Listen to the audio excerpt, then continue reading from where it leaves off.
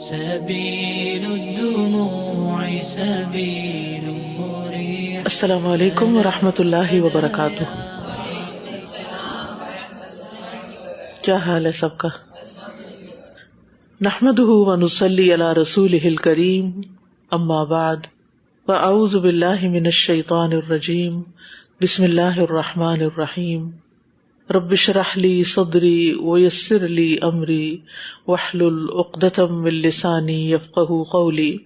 الحمد للہ المتصف بالجلال والکمال، المنزہ عن الانداد والاشباہ والامثال، قیوم لا ینام عزیز لا یرام. نحمدہ سبحانہ ان ہدانا للاسلام ونشکرہ علی ما حبانا بہ من الفضل والانعام. ہر قسم کی حمد تعریف اللہ کے لیے ہے جو جلال اور کمال سے متصف ہے. وہ ہمسر، شبیہ اور ہم مثل سے پاک ہے. وہ تمام کائنات کا نظام چلانے والا ہے. وہ سوتا نہیں ہے، وہ غالب ہے، اس کا قصد نہیں کیا جا سکتا. ہم اللہ سبحانہ وتعالیٰ کی حمد کرتے ہیں کہ اس نے ہمیں اسلام کی طرف ہدایت دی، اور ہم اس کا شکر ادا کرتے ہیں اس بات پر کہ اس نے ہمیں اسلام کے ذریعے فضل اور انعام عطا کیا. ہماری کسی بھی کوشش، ہماری کسی بھی محنت، ہماری کسی بھی طلب کے بغیر اس نے ہمیں اسلام جیسی نعمت اور دولت عطا کی، جس پر ہم جتنا بھی شکر ادا کریں اتنا ہی کم ہے. قرآن مجید میں اللہ تعالیٰ فرماتے ہیں ان الدین عند اللہ الاسلام، کہ بے شک دین تو اللہ کے نزدیک اسلام ہی ہے. اسلام کیا ہے؟ اسلام کا لفظ سین لام میم سے ہے، سلمہ، جس کا مطلب ہوتا ہے سلامتی پانا، جس کا مطلب ہوتا ہے اپنے آپ کو اللہ کے حوالے کر دینا. جو شخص اپنے آپ کو اللہ کے حوالے کر دیتا ہے، اللہ تعالیٰ کی تابعداری اختیار کرتا ہے، وہ سلامتی پا جاتا ہے، وہ عافیت میں آ جاتا ہے، اس کی زندگی محفوظ ہو جاتی ہے، اس کا انجام بخیر ہوتا ہے. اگر دیکھا جائے تو کائنات کی ہر چیز اللہ سبحانہ تعالیٰ کی بات مانتی ہے، اسی لیے وہ امن و امان کے ساتھ اپنا کام کر رہی ہے. سورج، چاند، ستارے، درخت، پہاڑ، تمام چیزیں یہ ساری کی ساری اپنے آپ کو اللہ کے حوالے کی ہوئے ہیں، اور اللہ تعالیٰ ان کو جو بھی حکم دیتے ہیں وہ مانتے ہیں. سورج کو جب جس وقت نکلنے کا حکم ملتا ہے وہ اسی وقت نکلتا ہے، اور جو اللہ تعالیٰ نے اس کے لیے غروب کے اوقات مقرر کر دیے ہیں وہ انہی کی پابندی کرتا ہے. یہی حال باقی مخلوقات کا بھی ہے. سمندر آپ دیکھیں کتنی ہیوج اور کتنی بڑی مخلوق ہے اللہ کی، لیکن کس طرح وہ اپنے حدود کے اندر ہیں، اور بڑی بڑی لہریں اٹھتی ہیں اور ساحل پہ آ کے ایک دم سبمٹ کر کے واپس لوٹ جاتی ہیں.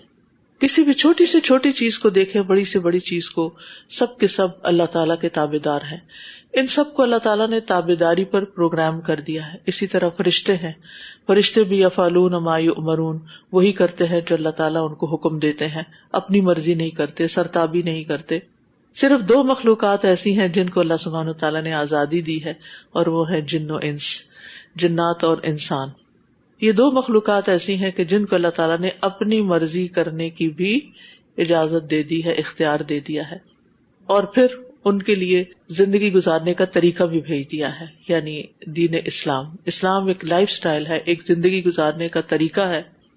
وہ صرف چند ریچولز کا نام نہیں ہے، بلکہ اپنی پوری زندگی کو، اپنے آپ کو پورے کا پورا اللہ کے حوالے کر دینے کا نام ہے. جیسے اللہ تعالیٰ فرماتے ہیں یا ایھا الذین آمنوا ادخلوا فی السلم کافۃ، یا ایھا الذین آمنوا، اے لوگو جو ایمان لائے ہو، ادخلوا داخل ہو جاؤ، فی السلم اسلام میں، کافۃ پورے کے پورے، یعنی پورے کے پورے اپنے آپ کو اللہ کے حوالے کرو، اپنے آپ کو یعنی سرنڈر کر دو، اپنی مرضیاں نہیں کرو بلکہ یہ زندگی اللہ کی مرضی کے مطابق گزارو. تو جو شخص اس زندگی میں اللہ تعالیٰ کی اطاعت کرتا ہے، فرمانبرداری کرتا ہے، کل قیامت کے دن اللہ سبحانہ وتعالیٰ اس کی مرضی اور اس کی رضا پوچھیں گے کہ اب تم کیا چاہتے ہو اپنے لیے. تو obviously ہر انسان جنت چاہتا ہے، اور ایک مسلمان کا تو الٹیمیٹ گول ہی یہی ہے کہ وہ ایسی جنتوں میں جا بسے کہ جہاں وہ اپنے رب کا روز دیدار کر سکے، وہ اپنے رب کو دیکھ سکے، وہ اپنے رب سے ملاقات کر سکے، وہ اپنے رب سے بات کر سکے، وہ اپنے رب کو دیکھ کر اپنی آنکھیں ٹھنڈی کر سکے. اس سے بڑی سعادت اور کوئی نہیں ہے، اس سے بڑی خوشی کی بات اور کوئی نہیں ہے. لیکن اس کی ایک قیمت ہے، اور وہ قیمت کیا ہے؟ اطاعت ہے، فرمانبرداری ہے، کہ جو اس دنیا میں اللہ کی بات مانے گا اسی کو کل قیامت کے دن یہ سعادت ملے گی، وہ ہر ایک کے لیے فری نہیں ہے۔ اللہ سبحانہ و تعالیٰ ہمیں اسلام کی طرف کیوں دعوت دیتے ہیں؟ اللہ تعالیٰ اپنی اطاعت کی دعوت کیوں دیتے ہیں کہ اللہ کی بات مانو؟ اس میں کیا اللہ تعالیٰ کا کوئی فائدہ ہے یا اللہ سبحانہ و تعالیٰ کو کچھ ملتا ہے؟ وہ اس سے بے نیاز ہے، وہ غنی حمید ہے، وہ آپ سے آپ تعریف والا ہے، اس کو ان میں سے کسی بھی چیز کی ضرورت نہیں، نہ ہماری عبادت کی، نہ ہماری نمازوں کی، نہ ہمارے روزے کی، نہ ہماری حج زکوٰۃ، کسی بھی چیز کی۔ اب ہم بندوں پہ کوئی احسان کریں تو اللہ کو کچھ فائدہ ہوگا؟ نہیں، ہم ہی کو فائدہ ہے۔ ان میں سے ایک ایک چیز اللہ تعالیٰ نے جو ہمارے لیے اس زندگی میں بھیجی ہے کرنے کی، اس میں دراصل ہمارا ہی فائدہ ہے۔ قرآن مجید کی ایک سورت ہے، وہ سورت انفال، اللہ تعالیٰ فرماتے ہیں یا ایھا الذین آمنوا استجیبوا للہ وللرسول اذا دعاکم لما یحییکم واعلموا ان اللہ یحول بین المرء وقلبہ وانہ الیہ تحشرون۔ اے لوگو جو ایمان لائے ہو، اللہ اور رسول کا حکم قبول کر لو جب وہ تمہیں اس کام کے لیے پکاریں جو تمہیں زندگی بخشتا ہے، اور جان لو کہ بے شک اللہ بندے اور اس کے دل کے درمیان حائل ہے، اور یہ کہ تم اسی کی طرف اکٹھے کیے جاؤ گے۔ تو اس سے کیا پتہ چلتا ہے کہ اللہ اور اس کے رسول کا حکم کیوں قبول کیا جائے؟ تاکہ ہمیں زندگی ملے، اس دنیا میں بھی ہم زندہ ہوں اور آخرت میں بھی، کیونکہ کچھ لوگ دنیا میں فزیکلی زندہ ہیں لیکن اسپرچولی ڈیڈ ہیں، لیکن جو شخص اللہ اور اس کے رسول کی بات مان لیتا ہے تو وہ اسپرچولی الائیو ہو جاتا ہے، وہ اس کی روح زندہ ہو جاتی ہے، اس کا دل زندہ ہو جاتا ہے، اور وہ خوشگوار زندگی بسر کرتا ہے اس دنیا میں بھی اور آخرت میں بھی۔ تو اسلام میں ہمارے جسم اور روح دونوں کی زندگی ہے، اور یہ ہمارے لیے بہت بڑی نعمت ہے، یعنی دین اسلام۔ اور یہ بھی یاد رہے کہ تمام انبیاء علیہ السلام کا دین بھی یہی رہا ہے۔ حضرت آدم علیہ السلام سے لے کر محمد رسول اللہ صلی اللہ علیہ وسلم نے سب کے سب پیغمبروں نے ایک ہی پیغام دیا کہ اللہ کی عبادت کرو اور طاغوت سے بچو، طاغوت کی بندگی نہ کرو۔ اور پھر یہ ہے کہ تمام انبیاء نے اپنی ذات کے ساتھ نہیں لوگوں کو جوڑا، بلکہ سب کو اللہ سبحانہ تعالیٰ کا بندہ بنایا۔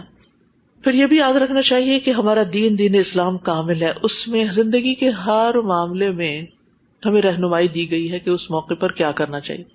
آج ایسے ہی میں غور کر رہی تھی کہ جب میں صبح کلاس کے لیے نکل رہی تھی تو میں کچھ ذکر کر رہی تھی، جو ہی میں گھر سے نکلی تو بسم اللہ توکلت علی اللہ پڑھا، پھر جب سیڑھیاں اترنے لگی تو سبحان اللہ پڑھا، اور پھر جب میں الہدا میں داخل ہوئی تو ربی انزلنی منزلا مبارکا وانت خیر المنزلین پڑھا، پھر ربی ادخلنی مدخل صدق، پھر وہ دعا پڑھی اعوذ بکلمات اللہ التامات من شر ما خلق، کہ کسی بھی جگہ انسان داخل ہو اور 3 دفعہ یہ دعا پڑھ لے تو پھر کوئی چیز وہاں کے نقصان نہیں دیتی۔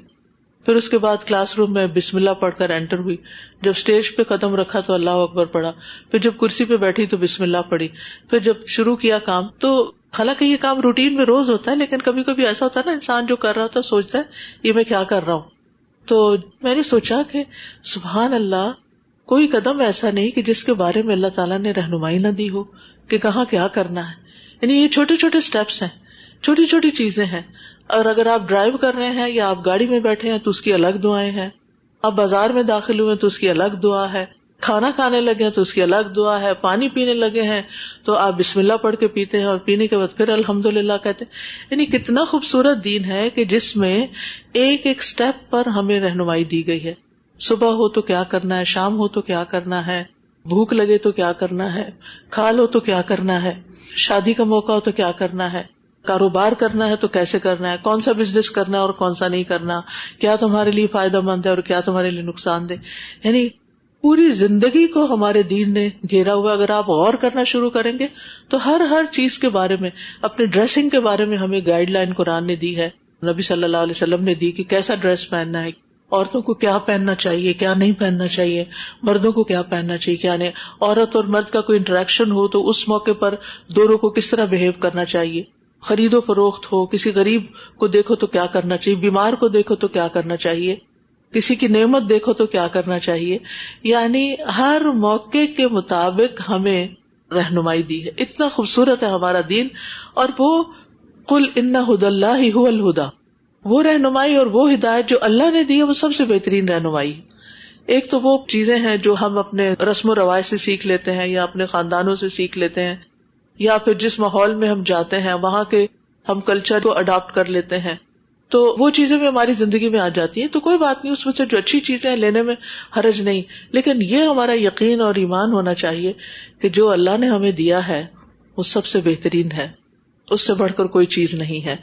اور پھر آپ دیکھیے کہ بندوں نے ہمیں جو طریقے سکھائے یا کسی خاص کلچر نے، اسکول کالج یونیورسٹی سے ہم کچھ لے لیتے ہیں، اپنی ورک پلیس سے کچھ ایٹیکیٹس کچھ پروٹوکولز ہم اختیار کر لیتے ہیں. تو ان سب چیزوں کو اختیار کرنے پر ہمیں تھوڑا سا وقتی فائدہ ہو جاتا ہے. مثلا کسی کو ہم ہیلو ہائے کر دیتے ہیں تو اگلا بندہ خوش ہو جاتا ہے، بات ادھر ہی ختم ہو گئی. نہ ہیلو کا کوئی مطلب اور نہ ہائے کا کوئی مطلب، اور نہ اس کو کچھ ملا نہ ہمیں کچھ ملا. لیکن جب ہم کسی کو السلام علیکم کہتے ہیں اس کی بجائے، تو السلام علیکم کہنے پر ہی اجر ہے. ایک ایک حرف پر 10 نیکیاں کرتے ہوئے آپ سوچئے، اور پھر ساتھ ہی دعا ہے اور ساتھ ہی ایک میسج بھی ہے کہ تم ہم سے امن میں ہو، ہم تمہیں کوئی نقصان نہیں دیں گے. اور پھر آپ دیکھیے کہ اسمائل کرنا، وہ ہر کلچر میں اسمائل کرنے کے اوپر فوکس ہوتا ہے، لیکن ہمارا دین کیا بتاتا ہے کہ اسمائل کرنا تبسمک فی وجہ اخیک صدقہ، کہ تمہارا اپنے بھائی کے چہرے پر یعنی سامنے اس کو دیکھ کے مسکرا دینا بھی صدقہ ہے. یعنی اگر اور کچھ نہیں صدقہ کرنے کو تو مسکراتے ہی رہو، یہ بھی فائدے کی چیز ہے. یعنی ان تمام مواقع پر ہم جو کچھ کریں گے، ایک تو یہ کہ رہنمائی تو ہے ہی، پلس یہ کہ جو کچھ ہم کریں گے اس پر اجر و ثواب ملتا جائے گا، نیکیاں ملتی جائیں گی. دنیاوی تعلقات تو ہمارے اچھے ہوں گے ہی، ساتھ ہمارا نام اعمال ہیوی ہونا شروع ہو جائے گا. چلتے پھرتے ہم ایک دفعہ کہہ دیتے ہیں سبحان اللہ و بحمدہ، تو جنت میں ایک درخت لگ جاتا ہے. کیا دنیا میں ایک منہ ہلانے سے کوئی درخت لگتا ہے؟ ایک پودا بھی لگانا ہو تو اس کی کتنی کیئر کرنی پڑتی. یعنی جنت کا معنی مشکل نہیں ہے، لیکن بات یہ ہے کہ ہمارا دشمن ہمیں غافل کیے رکھتا ہے اور ہم وہ نہیں کرتے جو ہمیں کرنا چاہیے.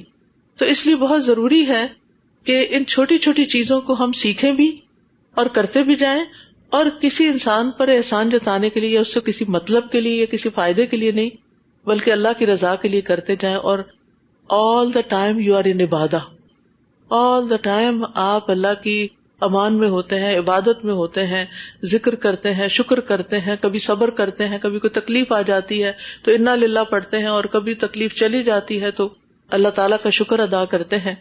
تو گویا یہ ہمارا دین ہے، دین اسلام، اور یہ اللہ تعالیٰ کا پسندیدہ دین ہے. اللہ تعالیٰ فرماتے ہیں الیوم اکملت لکم دینکم واتممت علیکم نعمتی ورضیت لکم الاسلام دینا، کہ میں نے دین اسلام کو تمہارے لیے پسند کیا ہے اور اپنی نعمت تم پر تمام کر دی ہے اور دین کو تمہارے لیے مکمل کر دی. یعنی کوئی گوشہ زندگی کا ایسا نہیں ہوگا کہ جس میں تمہیں رہنمائی نہ ملے، جس کے بارے میں ہم کہیں کہ اچھا یا اس معاملے میں پتہ نہیں دین کیا کہتا ہے. اور پھر یہ ہے کہ ہمارا دین ایک روشن دین ہے، کوئی ایسی چیزوں پر مشتمل نہیں کہ جو اندھیرے میں ہو. نبی صلی اللہ علیہ وسلم نے فرمایا میں نے تمہیں سفید روشن دین پہ چھوڑا ہے جس کی رات بھی دن کی طرح ہے. اب وہی کجربی یعنی گمراہی کا رستہ اختیار کرے گا جو ہلاک ہونے والا ہے. یعنی اس کو چھوڑ کر اگر کوئی اور طریقے پہ چلتا ہے تو پھر وہ اپنے لیے ہلاکت لیتا ہے. پھر اسی طرح آپ دیکھیں کہ ہمارے دین نے ہر چیز کے بارے میں ہمیں خبردار بھی کیا ہے، کیا تمہارے لیے اچھا ہے اور کیا تمہارے لیے اچھا نہیں ہے.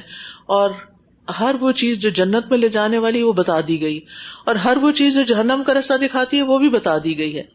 عبداللہ بن مسعود رضی اللہ عنہ کہتے ہیں کہ رسول اللہ صلی اللہ علیہ وسلم نے فرمایا جو چیز تمہیں جنت کے قریب کر سکتی ہے میں نے تمہیں اس کا حکم دے دیا ہے، اور جو چیز تمہیں جہنم کے قریب کر سکتی ہے میں نے تمہیں اس سے بھی منع کر دیا ہے.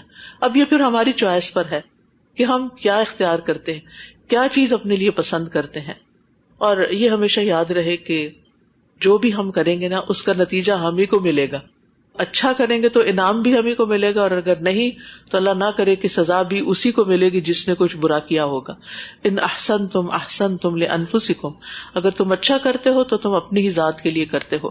اللہ تعالیٰ کو ان چیزوں کی کوئی ضرورت نہیں، کوئی حاجت نہیں اور کوئی فائدہ نہیں، اور اگر کوئی نہیں کرتا تو اللہ تعالیٰ کا کچھ نقصان بھی نہیں. یہ تو محض اس کی مہربانی ہے کیونکہ اس نے ہمیں پیدا کیا نا، وہ جانتا تھا کہ ہمیں کن چیزوں کی ضرورت ہے اور ہمیں کس موقع پہ کیا کرنا چاہیے، لہٰذا اس نے اپنے خاص فضل، مہربانی اور رحمت کی وجہ سے ہمارے لیے اس دین کی نعمت کو واضح کر دیا اور اس کا علم ہمیں عطا کیا. اور پھر ایک اور بڑی اہم بات یہ ہے کہ یہ دین جو ہے یہ ہمارا فطرت کے عین مطابق ہے، یعنی جو ہماری نیچر میں چیزیں ہیں اس کے مطابق ہے. قرآن مجید میں لقمان حکیم کا ذکر آتا ہے. وہ کوئی نبی نہیں تھے، اللہ نے ان کو حکمت عطا کی تھی اور انہوں نے کچھ نصیحتیں اپنے بیٹے کو کی تھی. اب سوال یہ پیدا ہوتا ہے وہ نبی تو نہیں تھے، انہیں یہ ساری باتیں ایک ایک کر کے سکھائی تو نہیں گئی تھی، لیکن پھر انہوں نے کہاں سے سیکھ لی؟ تو بات یہ ہے کہ وہ ہر انسان جو اپنے ساتھ سچا ہوتا ہے، جو فطرت پر ہوتا ہے، اگر اس کے اوپر کوئی اور ادھر ادھر کے اثرات نہ ہو، معاشرے کے اثرات نہ ہو، اس کے والدین نے اسے انڈاکٹرین نہ کیا ہو، تو وہ وہی کرے گا جو دین اسلام ہمیں بتاتا ہے. وہی اس کی نیڈ ہے اور وہی اس کی ضرورت ہے. پھر ہم دیکھتے ہیں کہ دین اسلام جو ہے وہ اللہ سبحانہ وتعالیٰ نے ہماری خلقت اور ہماری فطرت کے مطابق رکھا ہے، اور جو شخص اس کو فالو کرے گا اس کو اطمینان نصیب ہوگا، اور جو شخص اس کو فالو نہیں کرے گا اس کے اندر اضطراب ہوگا، بے چینی ہوگی، اس کے اندر گھٹن ہوگی، اس کے اندر پریشانی ہوگی، اداسی ہوگی.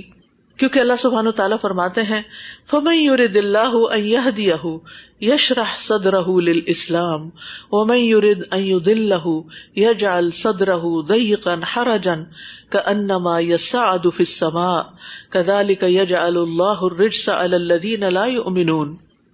تو وہ شخص جسے اللہ چاہتا ہے کہ اسے ہدایت دے، اس کا سینہ اسلام کے لیے کھول دیتا ہے، یعنی وہ پھر اسلام کو ویلکم کرتا ہے، وہ دین کی باتوں کو خوشی سے لیتا ہے.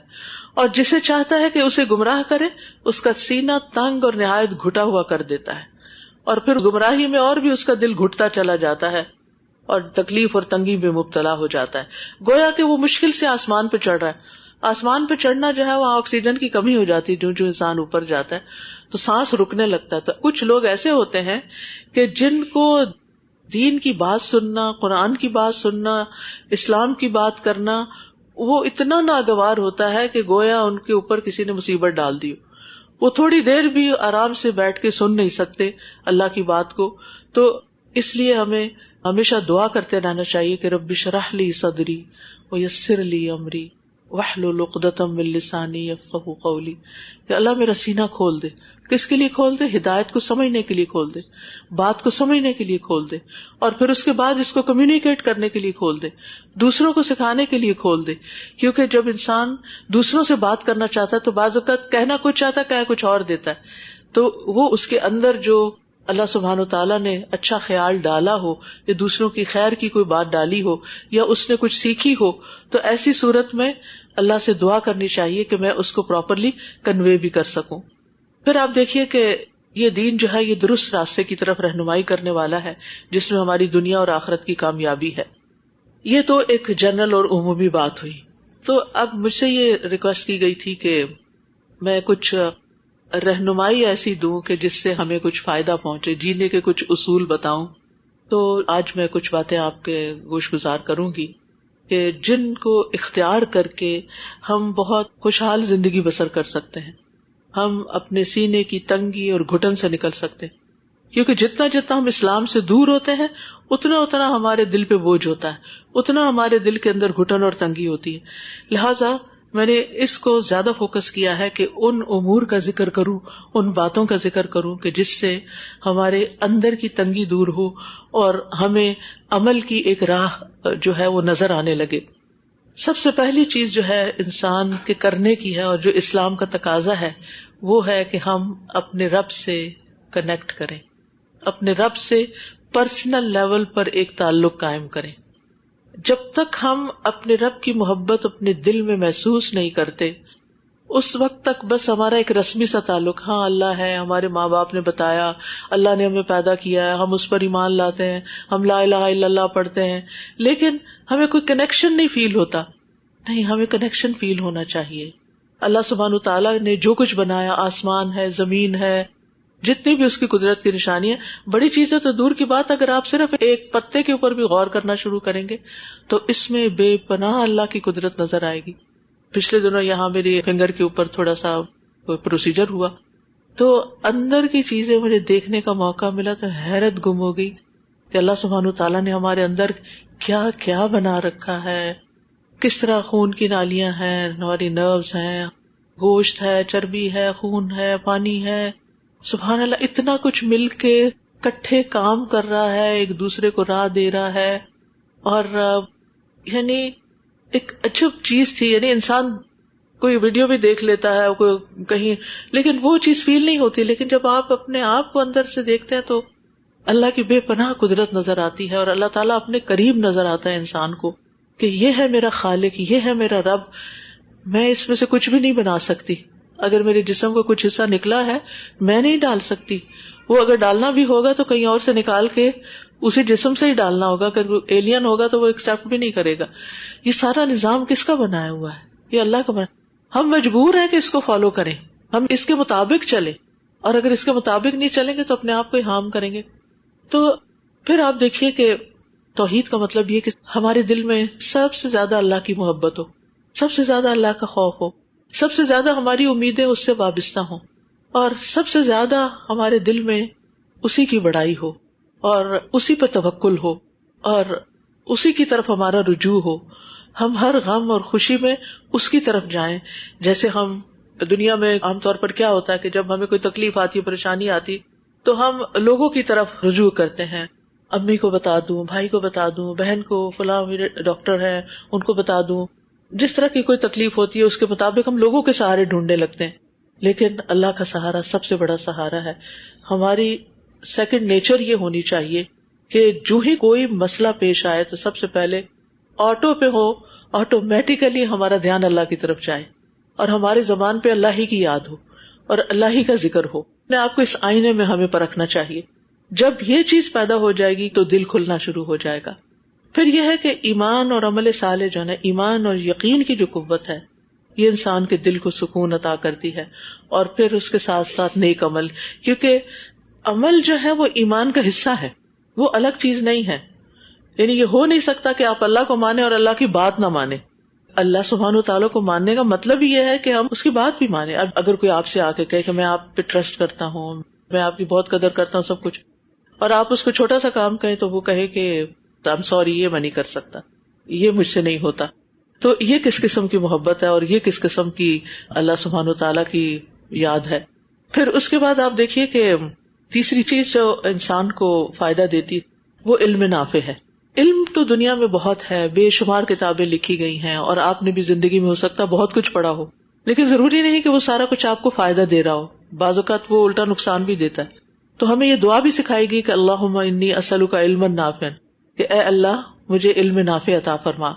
اب جتنا جتنا انسان فائدہ مند علم حاصل کرتا جاتا ہے اور جتنا اس کا علم وسیع ہوتا چلا جاتا ہے، اتنا ہی اس کا دل اور سینہ کھلتا چلا جاتا ہے. انسان کے اندر خوشی بھرنے لگتی ہے، اور پھر انسان اللہ سبحانہ تعالیٰ کی طرف رجوع کرے اور دل کی گہرائی سے اللہ سبحانہ تعالیٰ سے محبت کرے، اور اس کی عبادت میں لذت آنی چاہیے. ٹھیک ہے، ہر انسان کا الگ مزاج ہوتا ہے. کچھ لوگوں کو نماز میں بڑا مزہ آتا ہے، کچھ لوگوں کو روزہ رکھ کے بڑا مزہ آتا ہے، کچھ لوگوں کو صدقہ خیرات زکوٰۃ دے کے بہت لطف آتا ہے، دل خوش. کچھ لوگوں کو عمرے پہ عمرہ اور حج پہ حج کر کے بڑا مزہ آتا ہے، کچھ لوگوں کو قرآن کی تلاوت سے بڑا مزہ آتا ہے. آپ اپنا دیکھیں کہ آپ کو کیا چیز اچھی لگتی. اصل تو یہ ہے کہ ہر چیز میں ہی آنا چاہیے. جتنی بھی اللہ کی عبادت کی قسمیں، ان سب کو کر کے خوشی اور ایک لذت آنی چاہیے. لیکن اگر نہیں تو پھر کوشش کرنی چاہیے، اپنے لیے گول سیٹ کرنا چاہیے کہ ایک ٹارگٹ ہم نے اچیو کرنا ہے، کہ ہمیں اللہ تعالیٰ کی عبادت بوجھ نہ لگے، مصیبت نہ لگے، تکلیف نہ ہو، بلکہ خوشی ہو. اور جب ہم نماز پڑھ کے بیٹھے تو ہم ہلکے ہو چکے ہوں، یوں لگے کہ جیسے سارے غم ہم نے اللہ سبحانہ تعالیٰ کے حوالے کر دیے. پھر چوتھی چیز ہوگی اللہ کی طرف رجوع کرنا. پانچویں چیز ہے ذکر پر دوام، یعنی ہر دم اللہ کو یاد کرے، دل ہی دل میں یاد کریں، زبان سے یاد کریں، لوگوں کے ساتھ ڈسکس کریں. تو یہ بھی انسان کے دل کو اطمینان بخشتا ہے. الا بذکر اللہ تطمئن القلوب. پھر اس کے بعد مخلوق پر احسان، یعنی بندوں کے ساتھ احسان کا معاملہ، ان کے ساتھ بھی جو ہمارے ساتھ احسان کریں اور ان کے ساتھ بھی جو ہمارے ساتھ احسان نہ کریں. ان کے ساتھ بھی جو ہمارے ساتھ اچھے ہیں ان کو بھی اسمائل دیں جو آپ کو اسمائل دے رہے ہیں، اور ان کو بھی دیں جو آپ کو نہیں دیتے. یعنی احسان یہ نہیں ہوتا کہ جیسا کوئی آپ کے ساتھ کر رہا ہے آپ اس کے ساتھ ویسا کریں. احسان یہ ہوتا ہے کہ کوئی آپ کے ساتھ جیسا بھی کرے آپ اس کے ساتھ اچھا ہی کرنے والے ہوں. اور پھر احسان جتانا نہیں مقصود، بلکہ احسان کرنا مقصود ہے، اور وہ اللہ کی خاطر ہی ہو سکتا ہے کہ آپ اس طرح کریں کہ میں اپنے رب کی خاطر کر رہی ہوں. پھر اس کے بعد یہ کہ 7ویں چیز جو ہے شجاعت اور بہادری، یہ بہت ضروری ہے، اور بزدلی سے پرہیز. بہت سے لوگ چھوٹی چھوٹی باتوں سے اتنا گھبرا جاتے ہیں کہ اپنے آپ کو بھول جاتے ہیں اور اللہ کی مدد کو بھول جاتے ہیں. تو تکلیف بڑی ہو یا چھوٹی، لا یکلف اللہ نفسا الا وسعہا. لہذا کوئی بھی چیلنج ہماری زندگی میں درپیش ہو تو ہمیں اس موقع پر اللہ سے مدد لے کے اس کو فیس کرنا چاہیے اور اس مشکل کو حل کرنے کے طریقے ڈھونڈنے چاہیے. اس کے آگے گھٹنے نہیں ٹیکنے، بہادری سے کام لینا ہے. تو جو بہادر انسان ہوتا ہے اس کا سینہ کھلا ہوا ہوتا ہے، اس کا دل کھلا ہوتا ہے. پھر 8ویں چیز ہے دل سے کھوٹ نکالنا، یعنی دل کا کھوٹ، دل کی تنگی، حسد، بغض، کینہ، دشمنی، کنجوسی، ظلم اور دوسروں سے نفرت اور دوسروں کے بارے میں بدگمانیاں، ان سے دل کو صاف کرنا ہے. کیونکہ یہ چیزیں جو ہیں یہ انسان کے دل کو کبھی بھی خوش نہیں ہونے دیتی. اب جس سے آپ سے حسد رکھا ہوا اس کو تو کچھ ہوگا یا نہیں، لیکن آپ تو تکلیف میں ہے نا. حسد کی آگ ہوتی ہے اور اس میں انسان جلتا رہتا ہے. کسی کی خوبی دیکھ کے، کسی کی اچھائی دیکھ کے وہ خوش نہیں ہوتا. عبداللہ بن عمر کہتے ہیں کہ رسول اللہ صلی اللہ علیہ وسلم سے سوال کیا گیا کون سا آدمی افضل ہے؟ آپ نے فرمایا ہر سچی زبان والا اور صاف دل والا. صحابہ نے کہا سچی زبان والا تو ہم جانتے ہیں، یہ صاف دل والا کون ہوتا ہے؟ آپ نے فرمایا پرہیزگار، پاک باز، جس کے دل میں نہ کوئی گناہ ہو، نہ زیادتی، نہ کینہ، نہ حسد. صاف صاف، یعنی اگر کوئی چیز اس کے دل کو اچھی نہیں بھی لگی تو تھوڑی دیر کے بعد اس کو بھلا کے کوئی اچھے خیالات لائے. یہ ٹھیک ہے، کچھ چیزیں ہمیں بہت بری طرح ہٹ کرتی ہیں، ہمیں تکلیف دیتی ہیں، بعض اوقات اپنوں کی، اور اپنوں کی زیادہ دیتی ہیں. کوئی اور کچھ کہہ دے تو شاید اتنا برا نہ لگے، اگر اپنی ماں بھی کچھ کہہ دے تو آنسو نکل آتے ہیں. تو اٹس ویری نیچرل کہ انسان کو تکلیف دیتی ہیں یہ چیزیں، لیکن ان چیزوں کو اچھی چیز سے بدل دینا چاہیے. آپ دیکھیے کہ اگر آپ پانی پی رہے ہیں اور اچانک کوئی آپ کو چیز چھوٹی سی نظر آتی ہے، اس میں بلیک سا ڈاٹ نظر آتا ہے، تو آپ کیا کرتے ہیں؟ پانی چھوڑ دیتے ہیں یا وہ چیز نکال دیتے ہیں؟ اچھا یہ چھوٹی سی کوئی چیز ہے، اس کو باہر نکال دو، پانی پی لو باقی. یعنی کہ چلتے چلو، ان باتوں کو لے کے بیٹھنے کی ضرورت نہیں. اور پھر 9ویں چیز فضول اور بے مقصد چیزوں سے بچنا، یعنی وہ چیزیں جو ہماری زندگی میں کوئی بھی ویلیو ایڈ نہیں کر رہی، چاہے وہ ہمارے فرینڈز ہوں، چاہے وہ ہمارے کام ہوں، چاہے ہماری ہابیز ہوں، کچھ بھی ہو، اگر اس چیز سے کوئی نتیجہ نہیں نکل رہا، کوئی فائدہ نہیں ہو رہا، تو ان چیزوں کو چھوڑ دینا چاہیے اور زیادہ اہم چیزوں کی طرف متوجہ ہونے چاہیے. ضرورت سے زیادہ باتیں کرنا، ضرورت سے زیادہ باتوں میں لگ جانا، ضرورت سے زیادہ لوگوں میں گھلنا ملنا، ضرورت سے زیادہ کھا لینا، ضرورت سے زیادہ سو جانا، ضرورت سے زیادہ چیزوں کو اپنے اوپر سوار کر لینا، چھوٹی سی بات کو اپنے اوپر بس حاوی کر لینا، طاری کر لینا کہ یہ کب ختم ہوگا، یہ کیسے ہوگا. تو ان چیزوں سے بھی باہر نکلنا چاہیے. یعنی انسان کو ہر چیز بیلنس کے ساتھ کرنے کی ضرورت ہے، ایک لمٹ کے اندر کرنے کی ضرورت ہے. اس سے انسان کے دل کے اندر ایک خوشی پیدا ہوتی ہے. اگر آپ زیادہ کھا بھی لیں گے نا، اس وقت تو مزہ آ رہا کھا رہے اس کے بعد جو طبیعت خراب ہوگی وہ ساری خوشی ماری جائے گی. آپ سونے میں مزہ آ رہا ہے، اٹھنے کو دل نہیں چاہ رہا، سوئے جا رہے، لیکن جب آپ اٹھیں گے تو پھر کیا فریش اٹھیں گے؟ جب ضرورت سے زیادہ سو لیا جاتا ہے تو انسان اس میں بھی تھک جاتا ہے. پھر اسی طرح یہ ہے کہ آپ ضرورت سے زیادہ باتیں کر لیتے ہیں تو تھوڑی دیر کے بعد آپ پھر ایک ٹھنڈی سانس لیتے ہیں، ایسے دل کے اندر ایک اداسی سی آ جاتی ہے. ٹائم ویسٹ کر لیتے ہیں تو تب بھی ایسی پریشانی سی آتی. لیکن اگر آپ ضرورت کی بات کریں، نہ تو کسی کو اگنور کریں اور نہ ہی بہت باتوں میں لگ جائیں، مناسب انداز سے ایک معتدل بات، کسی سے ملاقات بھی کرنے جائیں تو بیکار میں بیٹھے نہ رہیں کہ نہ کسی کا وقت ضائع کریں نہ اپنا کریں. اور جب کام ختم ہو جائے تو اپنی واپسی کی راہ لیں، کیونکہ بعض لوگ اگر کسی سے ملاقات کے لیے جاتے ہیں تو اٹھنے کا نام ہی نہیں لیتے. کوئی گھر میں انوائٹ تو کر لے، پھر سب لوگ چلے جائیں گے، کوئی ایک آدھ لوگ جو ہے وہ بیٹھے ہی رہیں گے اور دوسروں کا وقت ضائع کرتے رہیں گے. گھر والا نہ بےچارا کسی کام کا. نبی صلی اللہ علیہ وسلم کے ساتھ بھی یہی ہوا تھا. جب حضرت زینب کے ساتھ آپ کا نکاح ہوا تو اس ولیمے کے موقع پر 2 لوگ جو تھے وہ گھر ہی نہیں گئے، بیٹھے ہی رہے اور باتیں کرتے رہے. ہوتا تو یہی ہے نا کہ جب مزے مزے کے کھانے کھا لیتے ہیں، پھر سویٹ کھا لیتے ہیں، پھر اس کے بعد چائے کہوا چل رہا ہوتا ہے، پھر اس وقت ہی تو طاقت آتی ہے اور اسی وقت تو پھر اصل باتیں شروع ہوتی ہیں. تو ایسی چیزوں میں بھی انسان کو اپنے آپ کو روکنا چاہیے کہ بس دس از اے لمٹ، بس اس سے آگے نہیں جانا. جب کہیں جائیں تو جانے سے پہلے واپسی کا ٹائم طے کر کے گھر سے نکلے، اتنے بجے گھر پہنچنا ہے. تو گھر والوں کو بھی شکایت نہیں ہوگی آپ سے، ان کو بھی پتا ہوگا کہ اماں کب آ رہی ہیں، اور اس کے ساتھ ساتھ یہ ہے کہ اپنے باقی کاموں میں بھی آپ کے کام متاثر نہیں ہوں گے۔ پھر یہ ہے کہ ہمیشہ اپنے آپ کو کسی فائدہ مند چیز میں مصروف رکھے، فارغ نہ بیٹھے۔ فراغت جو ہے یہ بہت بڑی پریشانی کی وجہ ہے۔ چاہے آپ کچھ پڑھیں، کچھ سیکھیں، کسی کو کچھ سکھائیں، کوئی چیز بنائیں، کوئی اسکلز ہیں آپ کے پاس، آپ ہینڈی مین ہیں جسے کہتے ہیں کہ کچھ آپ ایسے کام کر سکتے ہیں کہ جس سے آپ دوسروں کی زندگی آسان کر سکتے ہیں، تو کچھ نہ کچھ سیکھیں بھی اور سکھائیں بھی، چاہے دین کی چیز ہو چاہے دنیا کی چیز ہو، لیکن ایسی چیز ہو کہ جس سے انسانوں کو فائدہ پہنچے۔ پھر 11ویں چیز یہ ہے کہ فیوچر کی فکر اور ماضی کا غم بھلا کے اپنے حال پر نظر رکھیں۔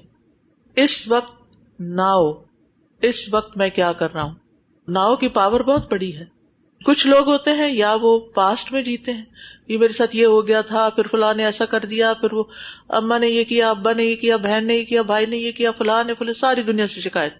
اب آپ دیکھیں کہ اگر سبھی برے ہیں تو پھر دنیا تو ایسے ہی لوگوں سے بھری ہوئی ہے، تو پھر آپ نے تو جینا ہی ہے نا۔ اب ان سب برے لوگوں کی وجہ سے آپ تو نہیں برے ہو سکتے، آپ کو تو پھر اچھا بننا ہے تاکہ ان کی برائیاں جو ہے وہ آپ ریپیٹ نہ کریں، جو ان سے شکایتیں آپ کو، اب کسی دوسرے کے لیے اس شکایت کا سبب نہ بنے۔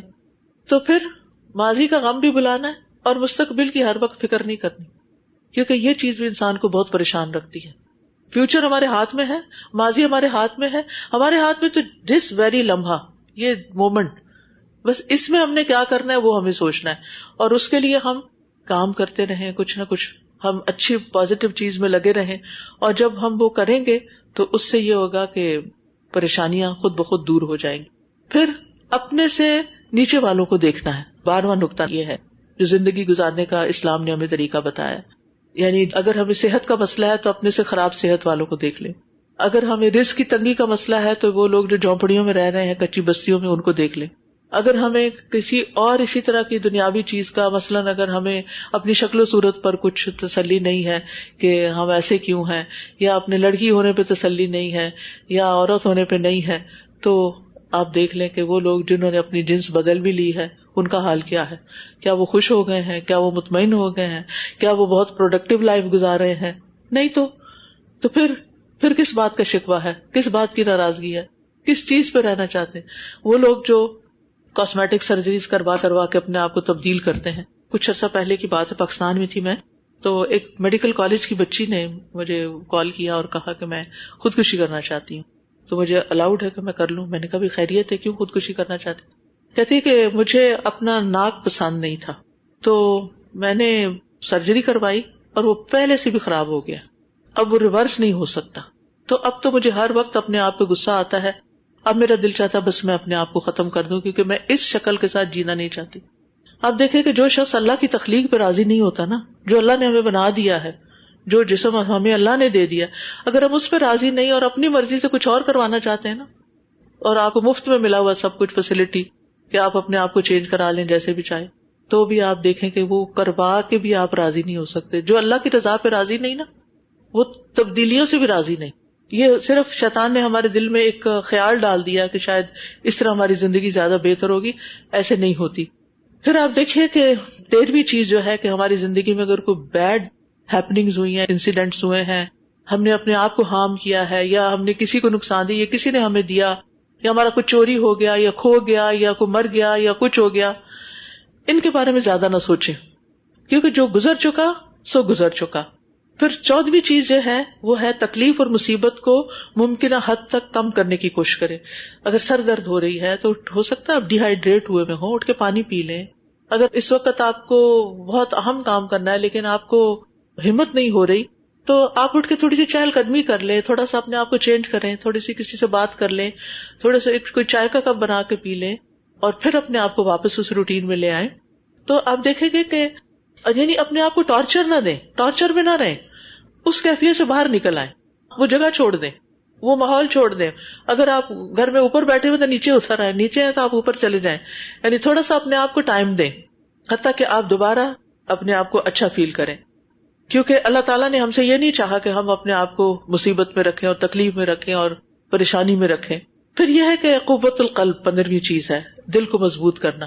وہ کام کریں کہ جن سے ہمارا دل مضبوط ہو۔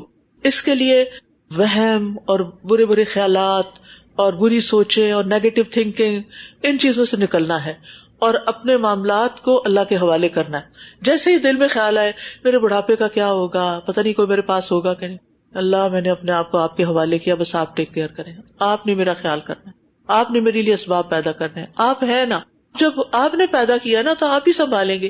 مثلا ایک مثال دے رہی ہوں، اسی طرح اگر کوئی بیماری ہے تو اس پہ بھی اللہ پہ بھروسہ کریں کہ اگر بیماری آئی ہے تو شفا بھی تو اللہ نے دینی ہے نا. بیماری خود سے نہیں آتی، بیماری اللہ کے اذن سے ہی آتی ہے. قل لن یصیبنا الا ما کتب اللہ لنا، کہہ دیجیے ہمیں ہرگز کوئی تکلیف نہیں آئے گی مگر وہ جو اللہ نے ہمارے لیے لکھ دی. یعنی کوئی تکلیف آنے لگتی ہے نا، جب تک اللہ کا اذن نہیں ہوتا وہ آ نہیں سکتی. تو جب آپ کو یہ یقین ہوتا ہے نا کہ اللہ کے اذن کے بغیر آنی کوئی نہیں، تو پھر آپ خوش ہو جاتے ہیں. اللہ کے اذن کے بغیر کچھ بھی نہیں ہونا، لہذا مجھے اطمینان سے اپنا کام کرنا چاہیے. اور اگر آ گئی ہے نا تو اللہ نے اس کا حل بھی رکھا ہے، بیماری ہے تو اللہ نے اس کی شفا بھی رکھی. حدیث میں آتا ہے کہ ما انزل اللہ داء الا انزل اللہ شفاء، اللہ نے کوئی بیماری ایسی نہیں اتاری جس کے لیے شفا نہ رکھی. علم من علم جاہل من جاہل، جس کو پتا ہے اس کو تو پتا ہے، جو جاہل ہے وہ جاہل ہے. یہ الگ بات ہے کہ ہمیں نہ پتا ہو. تو پھر کوشش کیا کرنی چاہیے کہ بیماری کی روٹ کاز پتا کریں اور اس کا علاج کریں، اور علاج سے زیادہ پرہیز کریں تو انشاءاللہ اللہ تعالی شفا دے گا. پھر آپ دیکھیے کہ اللہ سے حسن ظن رکھے، اللہ سے ہمیشہ اچھا گمان رکھے. کبھی دل میں یہ نہ آنے دے کہ اللہ نے میرے ساتھ یہ کیوں کیا، وائی می، یہ کیوں وہ کیوں.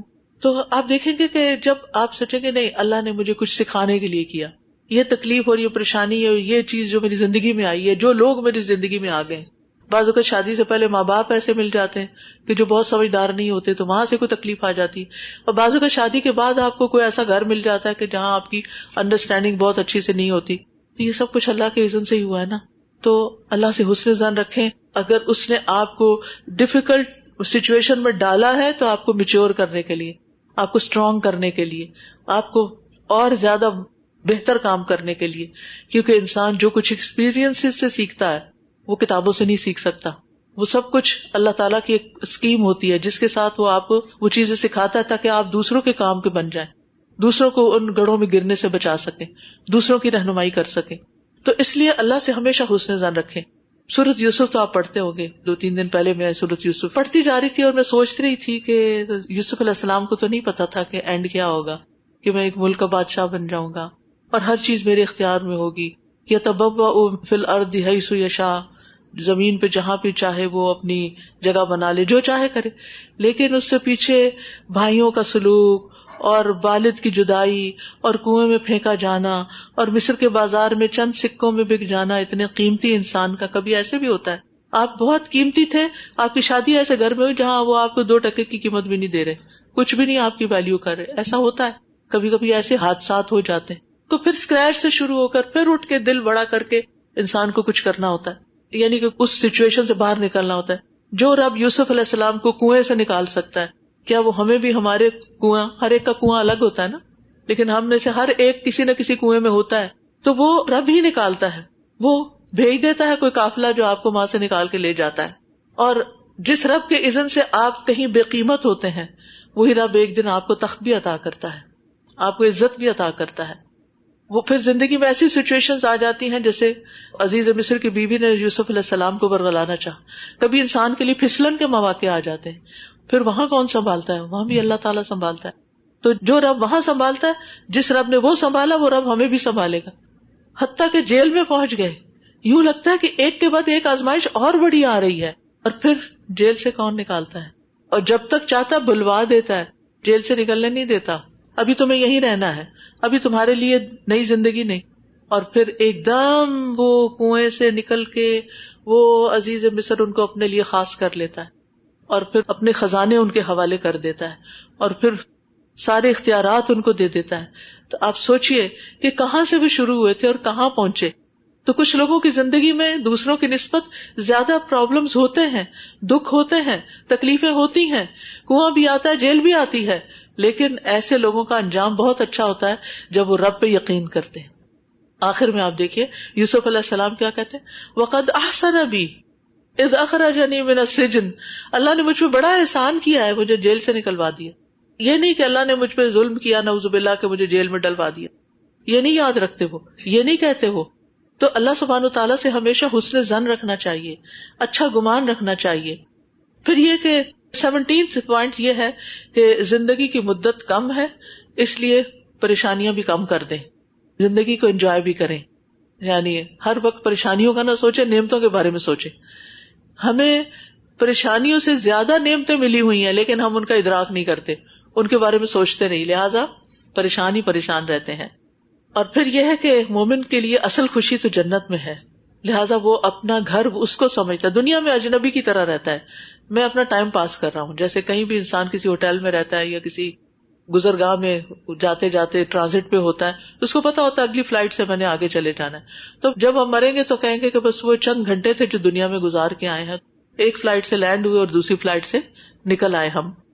اور پھر آپ دیکھیے کہ ملنے والی تکلیف اور ملنے والے انعامات کا موازنہ کر کے انسان کو اس تکلیف سے باہر نکلنا چاہیے.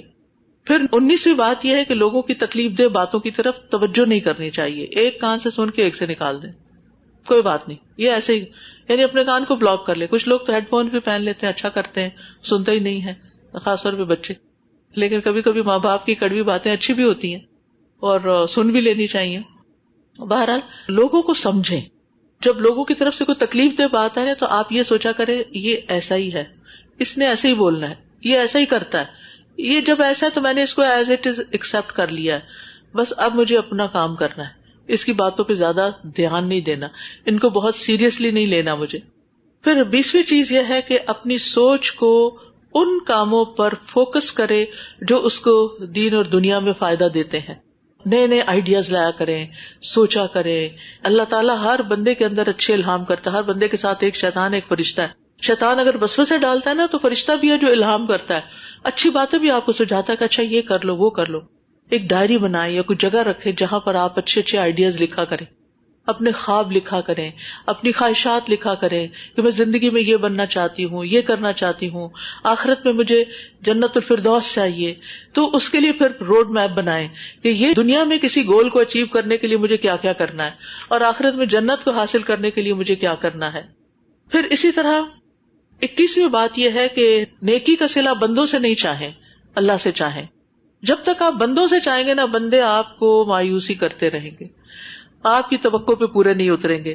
لیکن جب آپ کو یہ یقین ہو کہ اللہ سبحانہ وتعالیٰ ایک ذرے کے برابر بھی کسی کا اجر ضائع نہیں کرتا، اگر وہ ذرہ نیکی کا ہوتا ہے تو اس کو کئی گنا بڑھا دیتا ہے اور اپنے پاس سے بہت زیادہ اجر عطا کرتا ہے. یضاعفها ویؤت من لدنہ اجرا عظیما. تو جو رب ذرے کا اجر عظیم، ایک کھجور کا بدلہ ایک احد پہاڑ کی شکل پہ دے سکتا ہے، تو پھر اس رب سے کتنا اچھا حسن ظن رکھنا چاہیے، کتنا اچھا گمان رکھنا چاہیے اور اچھے کاموں کو اپنی زندگی کا نصب العین بنانا چاہیے. تو یہ 22واں پوائنٹ ہے کہ مفید کاموں کے گول سیٹ کریں اور نقصان دینے والی چیزیں جو ہمیں دین یا دنیا دونوں میں نقصان دیں ان کی طرف توجہ نہ کریں. پھر 23ویں چیز یہ ہے کہ آج کا کام آج ہی ختم کریں اور مستقبل کے لیے اپنے آپ کو فارغ کریں. یعنی کل کی پلاننگ آج شروع کریں. کچھ لوگ یہ آج کے دن کو بس موج مستی میں گزار دیں، بس جو آ رہا ہے سامنے وہ کر لو، کوئی پلاننگ نہیں، کچھ نہیں. نہیں، آپ کو اگر صبح جلدی اٹھنا ہے تو جلدی سونا بھی ہوگا، اور اگر جلدی سونا ہے تو پھر آپ کو اپنے کام اس سے پہلے نپٹانے بھی ہوں گے. اور یہ ہر شخص کو اپنا خود اصول بنانا چاہیے اپنی زندگی کا. پھر 24ویں چیز یہ ہے کہ انسان اپنے کاموں کی درجہ بندی کرے. درجہ بندی کا مطلب یہ ہے کہ سب سے پہلے جو امپورٹنٹ کام ہے ان کو کرے، پھر امپورٹنٹ اور ارجنٹ کو کرے، پھر اس کے بعد یعنی ان امپورٹنٹ اور دوسرے جو کم درجے کے ہیں ان کو لے. اب مثلا نماز کا ٹائم ہو جائے تو آپ کیا کریں؟ پہلے نماز پڑھیں کیونکہ وہ زیادہ امپورٹنٹ ہے، اور کچھ ٹائم تو ارجنٹ بھی ہوتے ہیں اس میں، جیسے مغرب کا ہے، اس میں بیٹھے نہ رہیں. اپنا اجر کیوں گھٹا رہے ہیں؟ پڑھنی تو آپ نے ہے. جتنا لیٹ کرتے جائیں گے اتنے آپ کے لیول نیچے آتے جائیں گے. تو جتنا ارلی پڑھ لیں گے، جتنا جلدی آپ اپنے آپ کام کو شروع کر لیں گے، اتنا آپ اپنی منزل پہ جلدی پہنچ جائیں گے. 25ویں چیز یہ ہے کہ اللہ کی نعمتوں کا ذکر کیا کریں. فَأَمَّا بِنِعْمَةِ رَبِّكَ فَحَدِّثْ، فَأَمَّا بِنِعْمَةِ رَبِّكَ فَحَدِّثْ. بہت سے لوگ نعمتوں کا ذکر نہیں کرتے. آپ دیکھیے کہ اگر میں آپ سے پوچھوں کہ آپ کو کون سی نعمتیں ملی ہوئی ہیں تو کوئی ذرا ذکر کرے چند ایک نعمتوں کا. کیا کیا ملا ہوا ہے؟ دین اسلام سب سے بڑی نعمت ہے، اور ہدایت کی نعمت، قرآن کی محبت کی نعمت، توحید کی نعمت، اللہ نہ کرے کہ ہماری زندگی میں چھوٹا سا بھی کوئی ذرے برابر بھی شرک ہو. پھر نعمت الوالدین، ماں باپ، بہن بھائی بھی نعمت ہے. ان بچوں سے پوچھے جن کا کوئی بہن بھائی نہیں ہوتا وہ کتنے بور ہوتے رہتے ہیں. پھر نعمت العافیہ کہ اللہ نے ہمیں صحت اور عافیت کے ساتھ رکھا ہوا ہے. پھر اولاد کی نعمت، امن و امان کی نعمت، جو شادی شدہ ہیں ان کے لیے زوجیت کی نعمت. پھر قناعت کی نعمت کہ اللہ نے جو دیا اس پہ راضی خوش ہیں. پھر ٹھنڈا پانی، ٹھنڈا موسم، اچھا موسم، اور کینیڈا میں ہر طرف گرینری. اور پھر یہ کہ کھانے پینے کو اور اپنی ضروریات پوری کرنے کو اللہ نے روزی دے رکھی ہے. اور پھر دین کے ساتھ وابستگی کہ دینی مجلسوں کے اندر جانے کا شوق ہے. اپنا وقت نکال کے اللہ توفیق دیتا ہے کہ اپنا پیٹرول خرچ کر کے آپ خیر کی مجالس میں پہنچتے ہیں، مسجدوں میں پہنچتے ہیں. کوئی نہ کوئی ایک نماز آپ مسجد میں جا کے پڑھ لیتے ہیں. یعنی یہ عورتوں کے لیے، مردوں کے لیے تو 5 ہی ہونی چاہیے. تو یہ نعمت المساجد جو ہے یہ بھی ایک بہت بڑی نعمت ہے کہ جہاں جا کر انسان کو ایک روحانی سکون ملتا ہے.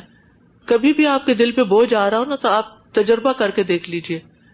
آپ کسی اچھی سی مسجد میں جا کے خواتین کے حصے میں بیٹھ کے تھوڑی دیر قرآن پڑھ کے، دعائیں پڑھ کے، نفل پڑھ کے آ جائیں. آپ باہر نکلیں گے، آپ حیران ہوں گے کہ میں داخل کیسے ہوئی تھی اور میں نکل کیسے رہی ہوں. کہ مسجد اللہ کا گھر ہے نا. گھر میں بھی انسان اللہ سے بات کر سکتا ہے، لیکن اللہ کے گھر پہنچ کے اللہ سے بات کرنے کی بات ہی کچھ اور ہے. کر کے دیکھ لے. پھر اسی طرح 26واں نمبر ہے کہ جن لوگوں کے عیب بہت نظر آتے ہیں نا ہمیں، جن سے ہمیں چڑ ہے یا جو ہمیں ہر وقت پریشان کرتے، جن کا وجود ہی ہمیں اچھا نہیں لگتا، ان کی بھی خوبیاں ڈھونڈنی شروع کر دیں. ان کے اندر بھی کوئی نہ کوئی اچھی چیز تلاش کریں تاکہ آپ کے دل میں وسعت پیدا ہو اور آپ کا دل جو ہے وہ خوش ہو. کیونکہ نبی صلی اللہ علیہ وسلم نے فرمایا کوئی مومن مرد کسی مومن عورت سے بغض نہ رکھے. اگر اس کی کوئی عادت اس کو پسند نہیں تو دوسری پسند بھی ہوگی. پھر 27ویں چیز یہ ہے کہ اللہ سے کاموں کی درستگی اور اصلاح کی دعا کرے. وہ دعا بہت اچھی ہے. اللہم اصلح لی دینی الذی ہوا عصمت امری واصلح لی دنیای التی فیہا معاشی واصلح لی آخرتی التی الیہا معادی واجعل الحیاۃ زیادۃ لی فی کل خیر واجعل الموت راحۃ لی من کل شر. کتنی خوبصورت دعا ہے. اس کا ترجمہ ہے اے اللہ میرے دین کو درست کر دے جو میرے دین و دنیا کے ہر کام کی حفاظت کا ذریعہ ہے. میری دنیا کو درست کر دے جس میں میری گزران ہے، یعنی میں زندگی بسر کر رہا ہوں. میری آخرت کو درست کر دے جس کی طرف مجھے لوٹنا ہے. واپس جانا ہی جانا، نہ مرنا تو ہے ہی، جو مرضی یہاں کر لے، مرنا تو مرنا ہے. اور میری زندگی کو میرے لیے ہر بھلائی میں اضافے کا ذریعہ بنا دے اور میری وفات کو میرے لیے ہر شر سے راحت کا ذریعہ بنا دے. پھر اسی طرح اللہم رحمتک ارجو فلا تکلنی الی نفسی طرفۃ عین واصلح لی شأنی کلہ لا الہ الا انت. اے اللہ میں تیری رحمت کی امید رکھتی ہوں، مجھے آنکھ جھپکنے بلنک آف این آئی کی دیر کے لیے بھی میرے نفس کے حوالے مجھے نہ کرنا، کیونکہ ان نفس لامارۃ بالسوء، ایک دم نفس بگڑ جاتا ہے، مرضی کے خلاف کوئی چیز ہو جائے تو اللہ مجھے اس کے حوالے نہ کرنا کہ اس کی وجہ سے میں اپنے سارے ریلیشن خراب کر بیٹھوں. اب دیکھیے جو طلاقیں ہو جاتی ہیں اور یہ جو جھگڑے فساد ہوتے ہیں پیچھے کیا ریزن ہوتی ہے؟ وہ ایک تھوڑی دیر کے لیے کوئی چیز نفس پہ حاوی ہو گئی، غصے میں آ گیا انسان اور غصے میں پتہ نہیں کیا کچھ بول دیا. پھر فرمایا اور میرے سارے معاملات درست فرما دے، تیرے سوا کوئی عبادت کے لائق نہیں. اور پھر آخری چیز اللہ کے راستے میں نکلنا. یہ تمام غموں کا علاج ہے. اللہ کے راستے میں، اللہ کے دین کو سیکھنے کے لیے، اللہ کے دین کو پھیلانے کے لیے. رسول اللہ صلی اللہ علیہ وسلم نے فرمایا اللہ کے راستے میں جہاد کرنا یعنی محنت کرنا جنت کے دروازوں میں سے ایک دروازہ ہے. اللہ تبارک و تعالیٰ اس کی وجہ سے فکر اور غم سے نجات دیتا ہے.